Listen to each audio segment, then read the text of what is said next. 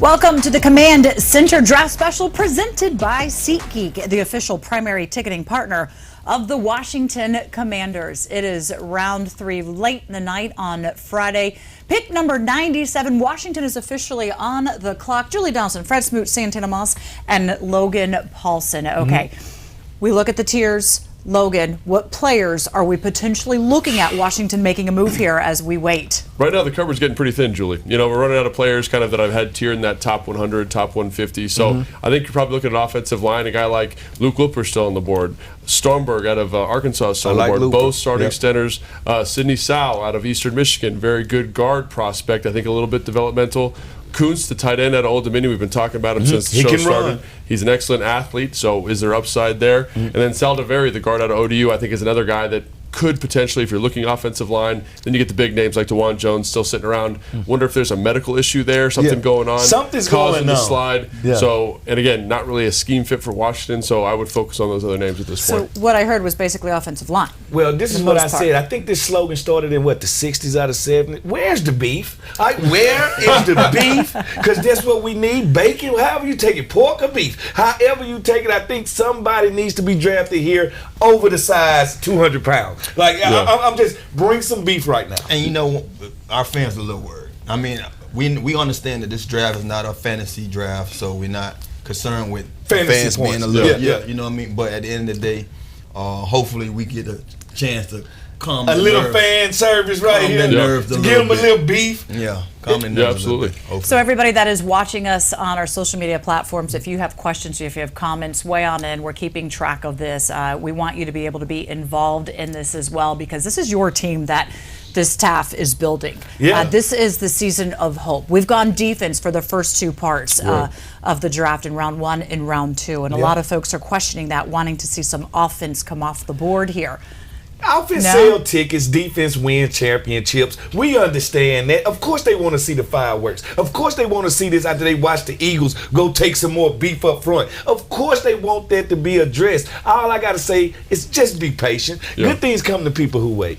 Yeah, and I think at this point in the draft, like, we're kind of bone dry in terms of wide receiver. If you wanted to go that way, we're kind of bone dry in terms of value for running back. So that'll probably be a 5th, 6th round option. So even though there's offensive pieces still on the board, I think O-line's where the value's at. Edge rusher, all my edge rushers that I had graded for this round are gone. So I think you're looking O-line here, and hopefully there's someone here that they like. Linebacker is still on the table also. But I'll be looking at it, man. Like Trenton Simmons is off, Drew Sanders off, Haley's Pace Jr. is still there. You know, and then DeMario Overshaw, Williams, all gone at this point. So it's like, is the value there at linebacker at this point? Those are the guys I had graded in this round. So I look at positions of value. It looks like O-line, possibly tight end. Well, the pick is officially in, so Okay. we're just waiting for that official announcement to come. Santana, what are you anticipating and wanting right here? I mean, you hear my man say, where's the beef? Where's the beef? I need a bib on. I want to put a bib on after this pick, and I want to eat beef and bacon. Seems so cool. I mean, honestly, you want an offensive lineman just knowing that, I mean, we have to also, you know, favor our guys on the offensive side a little bit. I mean, if you're looking for a defensive edge player, out of Barway, out of Northwestern, outstanding athlete, crushed the combine, the kid, you know, who ran the 4.4 at 280 pounds. So maybe if you're looking for a guy with inside-outside ability, that's an option here. Andrew Carter II is another guy that has a little developmental for me, probably a 5th or 6th round guy, but a great point. So there is that route if you want to go that. I'm not sure that's this team's flavor, but Okay, the pick actually is officially in, and it is Stromberg.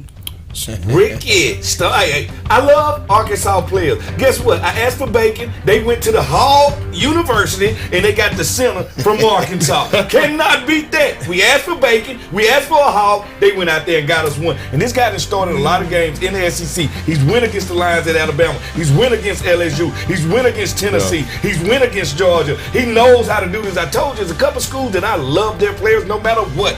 Iowa, Arkansas. You get players from these schools, they usually going to be players that'll be with your team for a long time. I like the Stromberg. I like Bacon. That is like some serious professional analysis right there. Yeah. Like Right you did have the player analysis, but then you totally just Went for it. stereotyped where he's at, where he's So from. I will say, Thank you. my comp for him is actually Chase Roulier. They kind of move the same, bigger, not the quickest guy in the whole world, but they're good at getting the second level. You can tell he can command the offense, good in combinations, not like the same power as like a Tippmann in the first round or the second round, but he's got that kind of movement ability, the intellect, and a guy that I think, reminds me a lot of Chase Roulier. So I don't know what that says about Chase. Tougher than a $2 stamp. Well, Chase had some injury woes last year.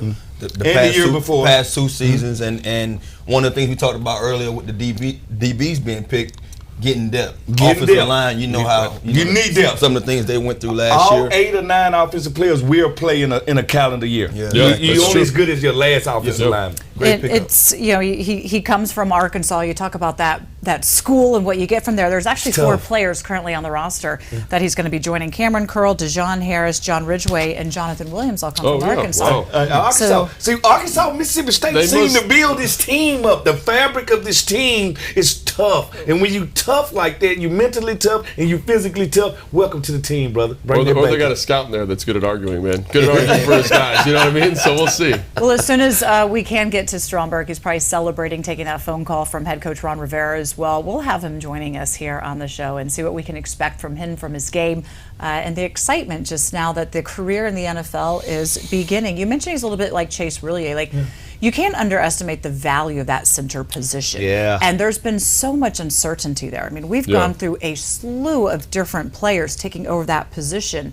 And you really kind of want a certain stability there, Logan. Yeah, it's interesting, because historically in offenses that I've been a part of with Kyle Shanahan at the helm, they tend to devalue the center position. Here, however, that's the 3rd most valuable position in Ron Rivera's hierarchy: left tackle, right guard, center. And so obviously, even though that's a position that in offenses I've been a part of has been devalued, here that's a big piece for them, and it does a lot. They call protections, they work double teams, they work all sorts of different combinations. So excellent pick from this team's perspective and this team's philosophy. And like we've talked about how fit and philosophy have been a big theme for them all draft. I think this is another kind of stability at 2 positions usually equal success long term. Stability at quarterback, stability at center.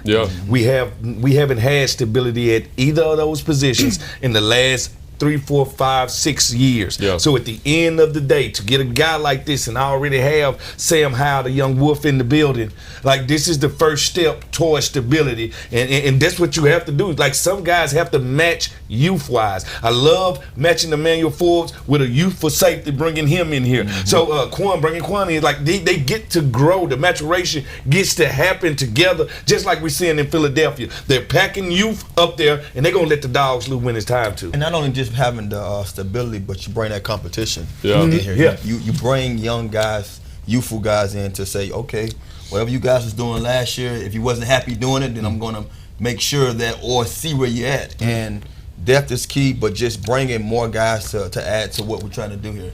If I'm looking at some of these comments, folks, everybody has their own opinions here. And so we're saying, why didn't you go linebacker for first? First of all, why y'all ain't go O-line? Well, let's go O-line. Oh, why y'all ain't go linebacker? Next thing you know, be like, why y'all ain't go kicker? We got a kicker. All right, so at the end of the day, we cannot make everybody happy with every single pick. But I would say here with linebacker, the value is not there, according to the guys that have come off the board so far. Excuse me. So I would say, this is the position that I would deem most valuable at the moment. I don't know, there's other guys that you could argue maybe are more valuable in terms of position value, but I think offensive line is where you needed to go. And, I think it does a lot for this team because it allows you to say, hey, Nick Gates, you can play guard now. And we have an experienced player playing guard instead of having to rely on a Chris Paul or a Sadiq Charles stepping in this year and filling a bigger role. Sam Cosmi, don't forget about it. So we're loaded there, and people don't know it. They don't feel like we're loaded, but we got a lot of draft stock in the offensive linemen that we don't know who they are. We don't know who Sam Cosmi is yet. We don't know who Sadiq Charles is yet. So it's one of them things where we got to let them play to learn them. If we're talking about offensive line and you're getting a center here, they also often we talk about position flex. But where would you say on the line you would really kind of want them to try to target? Is it tackle? Is it guard? Is center? What was the biggest need on that line coming in? Center. I mean, Left tackle. So for me, I'd say like I wanted a guy that could play tackle, and then you could bump Wiley in a guard. I think Wiley's an excellent football player, and I think getting him at left guard would have been awesome. You know, and then you have Ted Larson playing center, and I think that would have been, or Nick Gates playing center, just to really smooth that group out. But again, like I said, they don't really value right guard the way other teams do, right? Yeah. They value center. Yeah. And so if, according to this philosophy, this is an excellent pick, because I think this guy is a guy like Chase Rulia who has the potential to elevate the group and elevate opportunities. You know, he's not maybe the most physical center, but he's a very, very solid football player and a guy that I really enjoyed watching his film of. A lot of times you talk as well about being, the cerebral part. Sure. How do you measure that from this level of knowing what's going to be expected from them when you get to the pros? So yeah, for me, it's just like when I watch the film of him, like he's making all the calls. Yeah. So it's not going to be too much for him, right? They were in a very run-heavy system there in Arkansas. They were. Run first, run second, run third. The quarterback was kind of an RPO zone read guy. He's got to get all that stuff targeted, right? He's got to target the protections. He's kind of manning the helm, and I will say, identify the mic, understand who's in the box. If the box is flooded, he does all of that. Yeah, and so I think that's what I'd say about him, is that he's a guy that had a lot of intellectual responsibility. At least when you watch the film, it appears that way. And so I think he's going to eat that up, eat that responsibility up here. So he's drafted in the third round. You kind of wonder, what can you get in the third round? Let's take a look at what some of the other draft picks Washington actually did have in the third round as well, and how they have panned out. So you see you got Brian Robinson, Benjamin St. Juste, Gibson, and don't forget Terry McLaurin. My goodness, he was drafted as a special teams player. And look at that. It wasn't very long before he became that first, receiver I'm out there on sorry, the field. this is our golden spot. Everybody has a Goldilocks pick.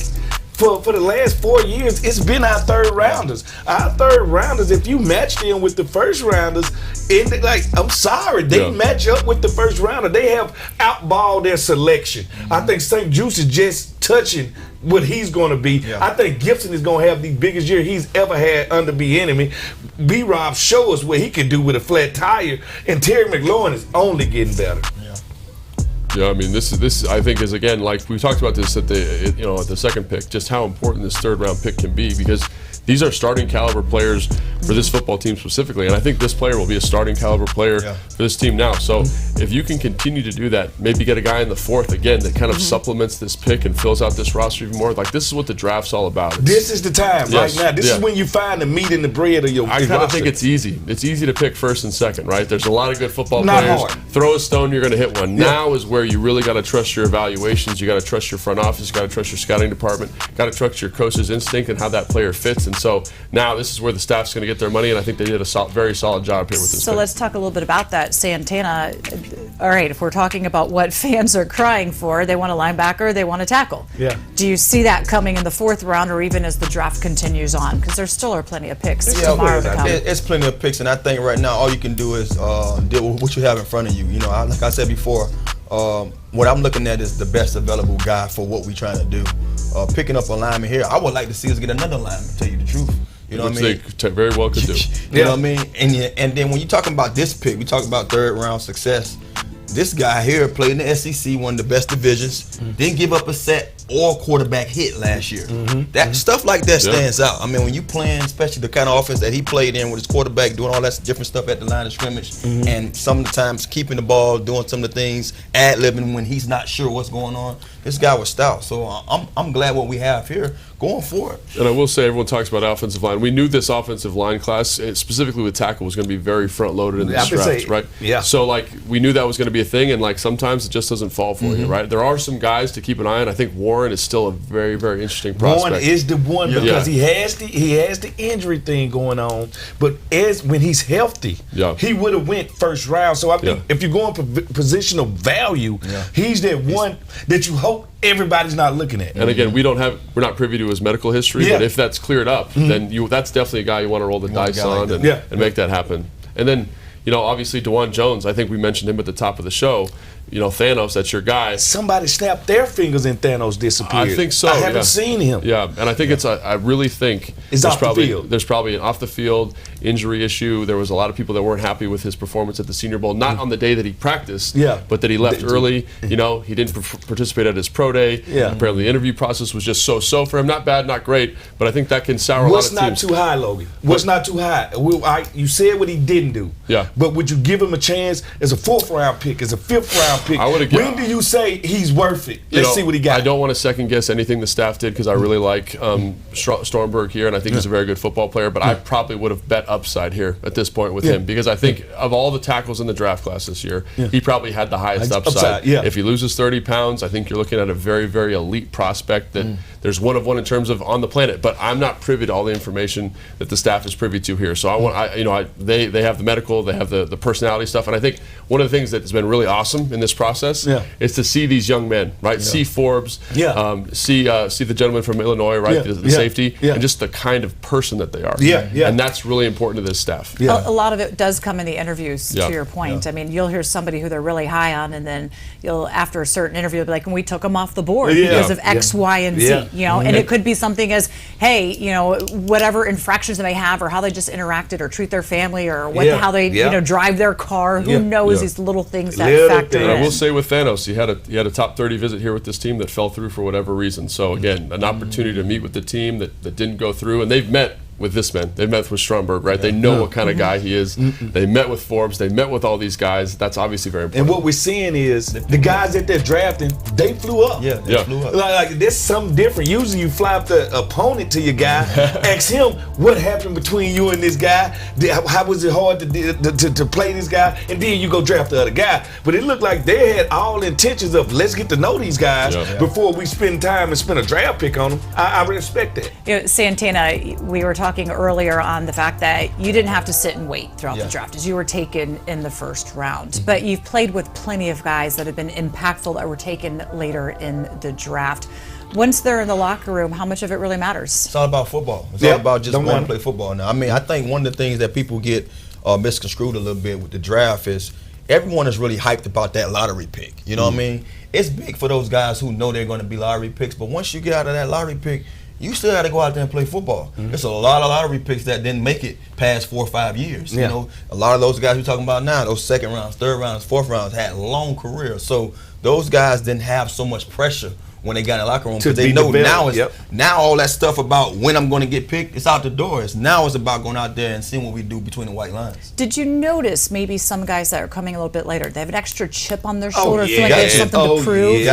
How does that factor into what they do on the field, though, then, Fred? Because they're just so emotionally attached to the game. See, it's a lot of these guys that's finna get drafted, and they high draft picks, and they are good at football. They don't mean they love it. They don't mean they're emotionally attached to it. When you feel like you've been sliding, it's an automatic chip on your shoulder. That's why teams like Pittsburgh and Green Bay love to sign and recruit small school guys. They will go for HBCUs, or they'll go for the smallest school around because they want their guy to come in with a built-in chip on their shoulder. So when these guys come in here and they see the first round draft pick pulling up in a Maybach, and they see the second round draft pick pulling up in this thing, and they like, my time will come. And they're just sitting back and they're waiting. And when they do get their chance, they become London Fletcher. There goes the difference.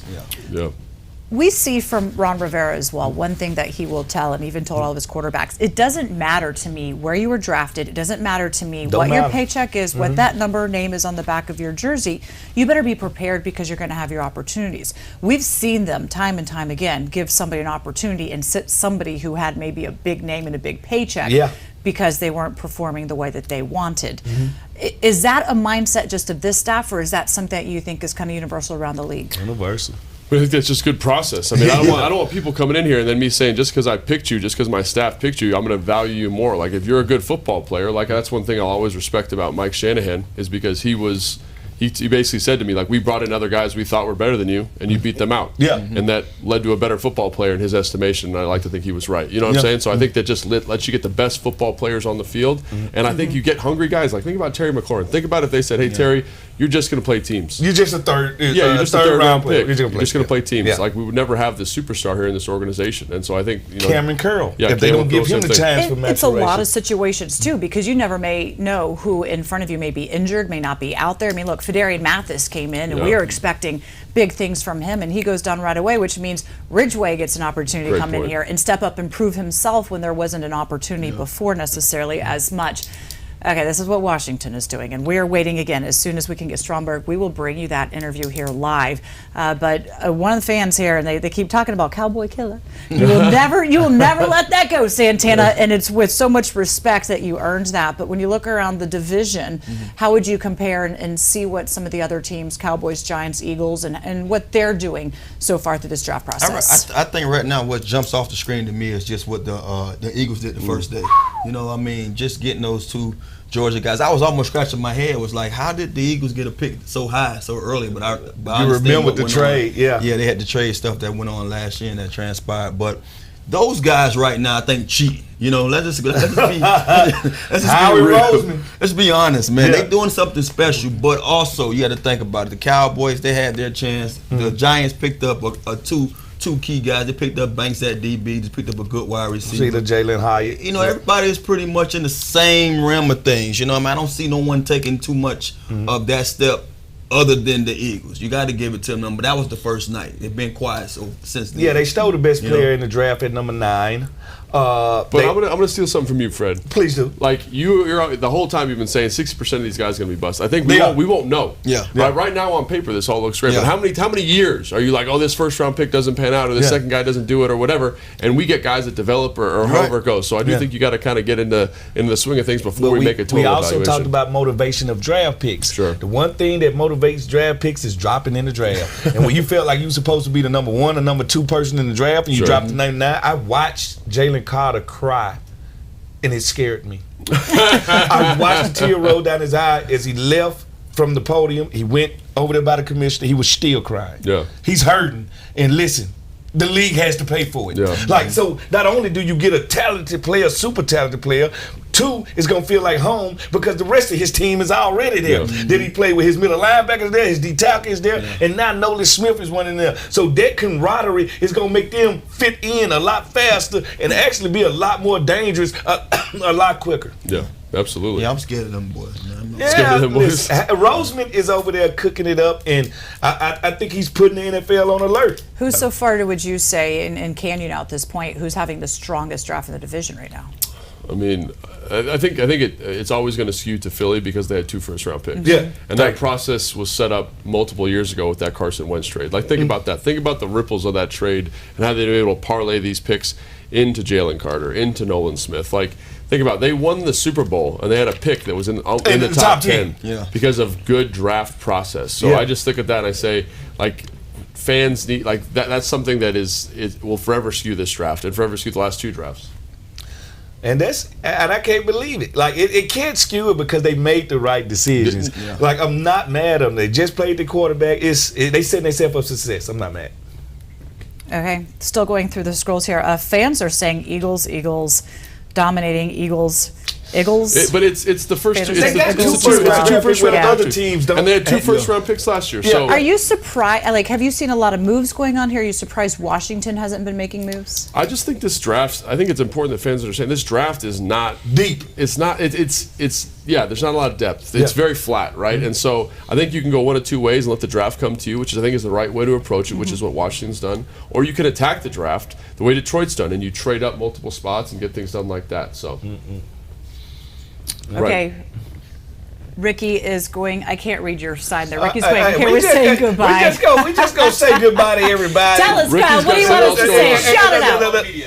Yeah, okay, Ricky is going to the media, so you can get his press cut. Yeah, the producer should be able to weigh in on this one. Ain't I seen you squint right there? You starting to show your age right now? No, I thought her reach for some bifocals. The lights were flashing. I know what's going on over there. They're saying we got to say goodbye. Okay, thanks for joining us for the draft. Stromberg will be in a press conference coming up. Again, day 3 tomorrow as well. We'll have more draft coverage on Command Center next week. Vote for Fred. Meet me at the MGM tomorrow. Yes, National Harbor. Oh, man.